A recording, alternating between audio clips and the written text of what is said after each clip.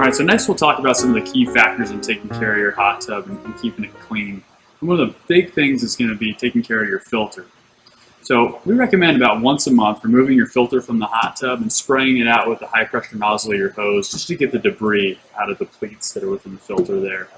And every 3 to 4 months you take it out, soak it in a bucket of water with a filter degreaser product that's actually going to get those pleats back to new and permeable again so they can help trap the particulate that's in the water. The better we filter the water, the less chemical we can end up using in the spa, and it'll just make that water more clean and fresh to use every day.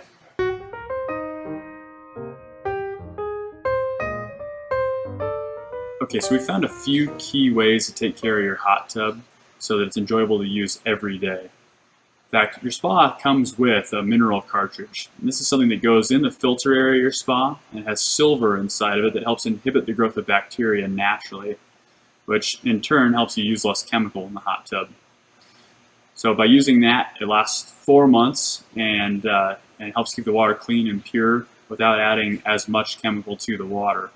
In fact, the product that we recommend using to kill bacteria off and make the water safe and easy to use would be this enhanced shock.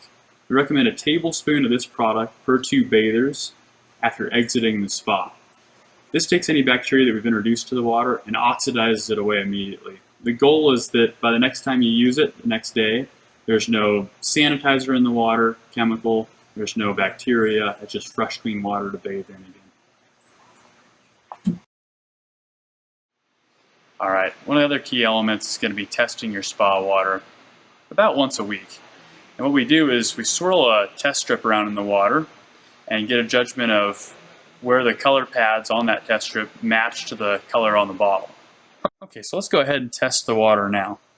We take a test strip, swirl it around in the water for about 3 seconds, and then hold it up to the bottle like so. Each one of these pads corresponds with each one of these color lines.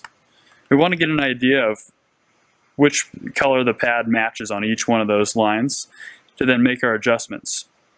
There's an okay range down each one of these lines that we hope for it to match into, but it'll give us an idea of what we need to adjust. The first thing we'll talk about is maybe the alkalinity, and I'll give you an example of how to adjust that. If we're looking at the alkalinity line here, each one of these colors has a number above it, and those are all parts per million of the alkalinity that's in the water. So for instance, if our alkalinity pad matched the color of the 40 there, and the OK range is between 125 and 150, we'll want to be bringing that alkalinity up into that OK range. If we just stab in the middle for, say, 140, between 40 and 140, we have a difference of 100 parts per million. So we could take a look at the bottle now and see how to get it up to that level. On the back of your alkalinity bottle, you have a table. It'll reference the amount of gallons that your spa is.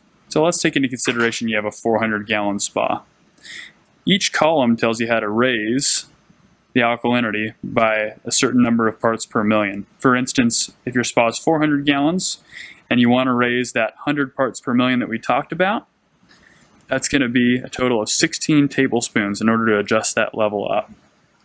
Of course, you'd use the appropriate number of gallons to your hot tub and how many parts per million you need to raise your personal alkalinity in the hot tub.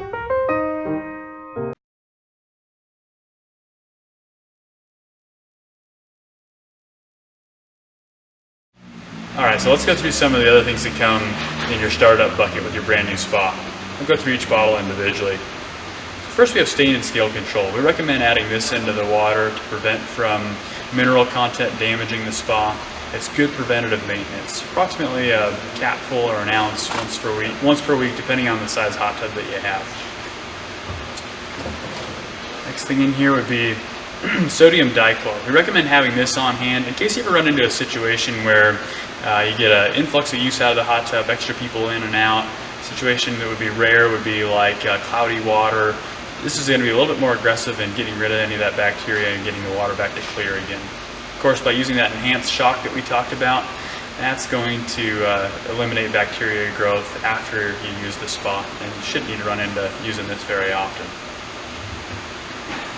Alkalinity increaser, we're going to test the water for and kind of get an idea if this is something that we need or not need. Periodically, you'll probably need to adjust alkalinity in the hot tub. Same with pH decreaser. This is the next product here that also would be something that we test for to see if we need to add it in. And calcium hardness increaser as well. We want to have some calcium in the water to help make the sanitizer work more effectively in killing bacteria. The last bottle in here is anti-foam. It's another one of those as-needed products. So something like this would be used if you ever had foam or sud buildup on the water that comes from leftover detergents and swim trunks, body lotions, or hair products. You just add in a couple of ounces and the foam goes away immediately. Works really well.